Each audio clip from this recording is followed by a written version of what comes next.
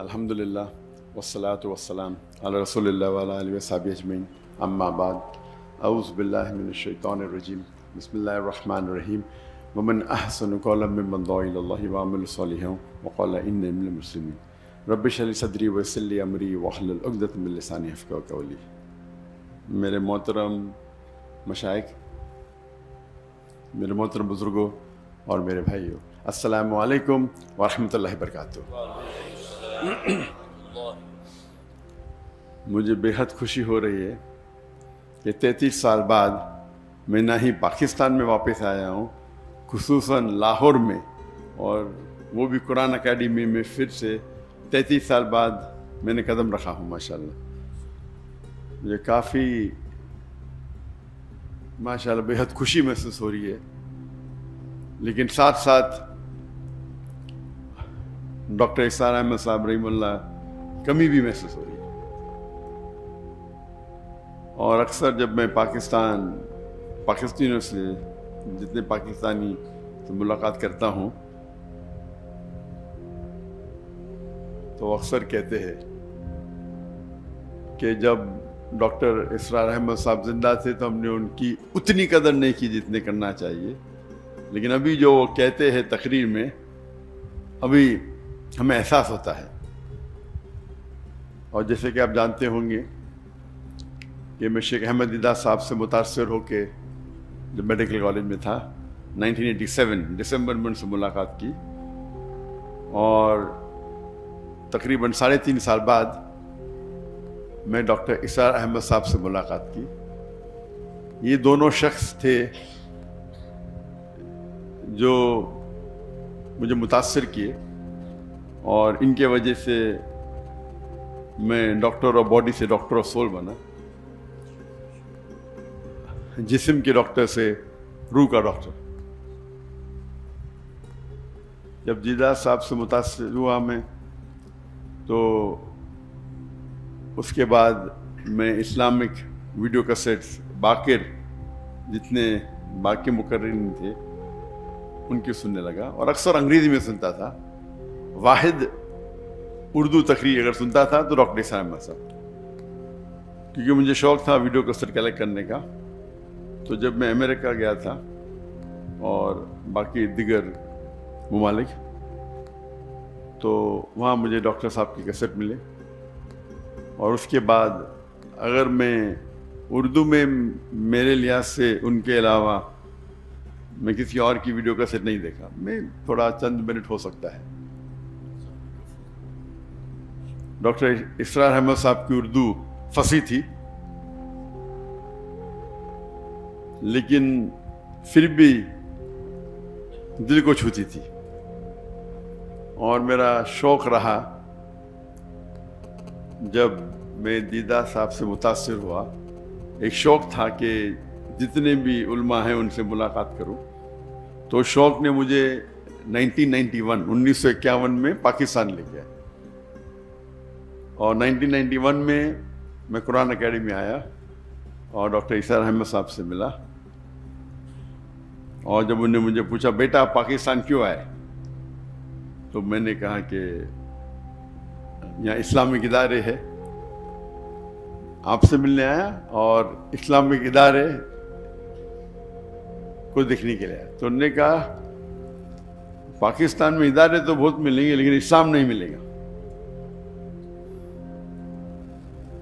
اور الحمدللہ جو میں متاثر ہوا ڈاکٹر اسرار احمد صاحب کی سادگی کے ساتھ، جو سمپلسٹی۔ تقریر کے پہلے کہنا چاہتا ہوں کہ آپ جانتے ہیں کہ میری تعلیم انگریزی میں ہوئی ہے، تو اور اردو پہ مہارت نہیں ہے، تو ظاہر ہے کہ اگر اس میں کچھ غلطیاں ہوں گی تو اسے آپ نظر انداز کیجیے۔ اور خصوصاً آپ ڈاکٹر اسرار احمد صاحب رحمہ اللہ کو سنتے ہیں تو میری اردو تو ایک دم اپوزٹ، ایکسٹریم۔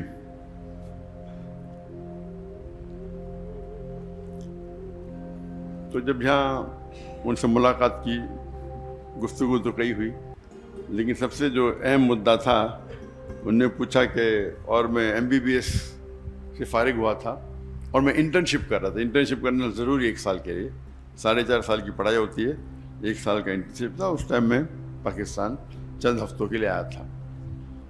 तो उन्होंने कहा आप क्या करना चाहते हैं? तो मैंने कहा कि मैं सर्जन बनना चाहता हूँ. और क्या? मैंने दाई दोनों साथ में करूँगा, सर्जन भी बनूंगा, दाई भी करूँगा. तब डॉक्टर साहब ने कहा कि मैंने 7 साल कोशिश की डॉक्टर और दाई दोनों बनने की,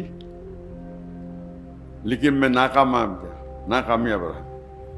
अगर आप महारत चाहते हैं तो दोनों में से एक चुनना पड़ेगा, और वो एक नसीहत थी जो हो सकता है मेरी जिंदगी को बदल दी. और जब मैं वापस गया, जब मैं वालिदैन से कहा, पहले इरादा था कि जब मैं मास्टर्स करूंगा सर्जरी में तो हफ्ते में आधा दिन छुट्टी मिलती है, 24 आवर्स आपको हॉस्पिटल में रहना चाहिए. जब आधा दिन छुट्टी मिलेंगी उस टाइम 2 घंटा में दावती काम करूंगा. हमने इदारा कायम किया था इस्लामिक रिसर्च फाउंडेशन 1951 में, 1991 में. तो मेरा तसव्वुर था कि हफ्ते में 2 घंटा दूंगा इदारे के लिए, बाकी टाइम मेडिकल के लिए. वालिदैन ने कहा नो प्रॉब्लम. फिर मैंने कहा कि मैं रोज 2 घंटा देना चाहता हूँ. फिर मेरा इरादा बदल गया कि मैं अभी सर्जरी नहीं करूँगा. सर्जरी में 24 घंटा रहने पड़ता है. अगर मैं रेडियोलॉजी करूँ तो 24 घंटा रहने की ज़रूरत नहीं. तो मेरा ज़हन तब्दील हो गया, रेडियोलॉजी करूँगा, उसके अंदर 24 घंटा हॉस्पिटल में रहने की ज़रूरत नहीं.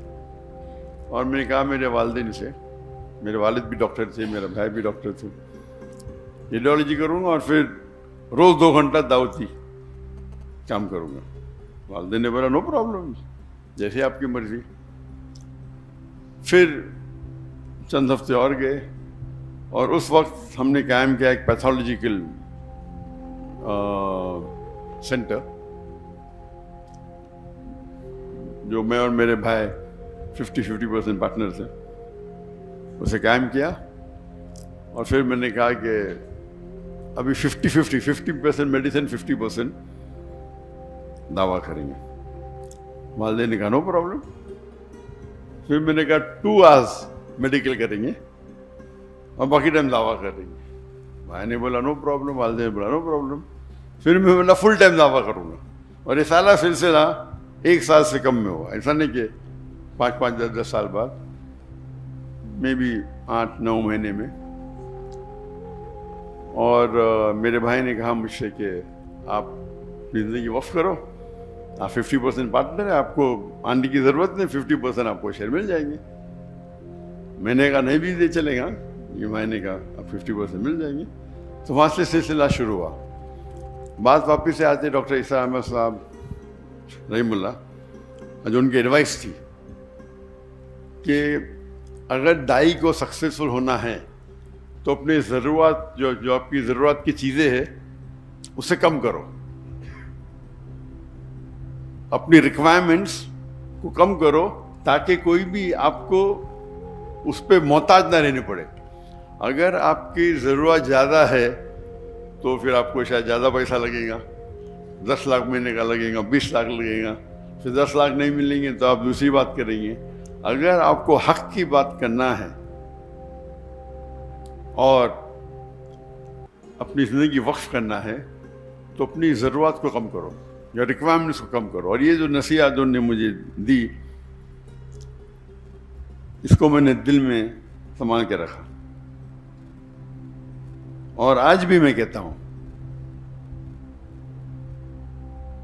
जब मैंने दावती काम शुरू किया तो फैमिली का फुल सपोर्ट था, तो काम करने की ज़रूरत ही नहीं थी. लेकिन फिर भी मुझे कई शौक है, तो तकरीबन मैं दिन में एवरेज 14 से 15 घंटा दावती काम करता था. ये मैं बात कर रहा हूँ कि मैरिज के बाद. जब शादी के पहले मैं तकरीबन 9-10 घंटे देता था दावती काम में. तो लोग ने कहा कि शादी करोगे तो टाइम कम हो जाएगा. तो स्कूल में सीखा था वेन डायग्राम. वेन डायग्राम मतलब ऐसी चीज करो जो 2 चीज एक साथ में हो. تو میں نے دائیا سے شادی کی. اور اللہ کے رسول کی حدیث ہے کہ شادی کرنے کے لیے 4 چیز انسان دیکھتے ہیں. ایک ہے بیوٹی، خوبصورتی، ایک ہے دولت، تیسری ہے نوبلٹی، خاندان، اور چوتھا ہے ورچیو، دینداری. اور سب سے اہم ہے دینداری، تقوی.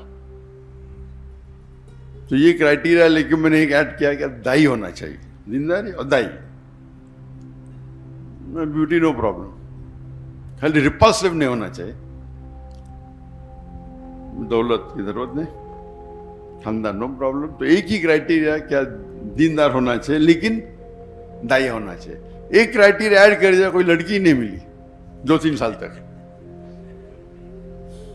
تو میری بہن وہ انٹرویو لیتی تھی، تو ایک لڑکی کو پاس کیا، تو آپشن تھا ہی نہیں نا. تو ہم نے بمبئی سے پونا گئے اور سب سے پہلے بار میں میری ہونے والی اہلیہ سے ملا اور الحمدللہ بسم اللہ کی، اور اللہ نے اس میں برکت دی. شادی کے بعد 9-10 گھنٹے کے بدلے ہم 12 گھنٹے دینے لگے، کیونکہ جب ہم گفتگو کرتے تھے تو دعوتی کام کے بارے میں کرتے تھے. وین ڈائیگرام تھا، اس کا مطلب نہیں بیوی کو ٹائم نہیں دیتا تھا. میں اکثر دائی دیکھیں گے بیوی کو ٹائم ہی نہیں دیتے. تو عام لوگ جو بیوی کو ٹائم دیتے اس سے میں کئی زیادہ دیتا تھا، کئی زیادہ. اور عام لوگ جو اپنے جو وقت، اپنی جو پیشے میں کام دیتے 8 گھنٹہ 9 گھنٹہ،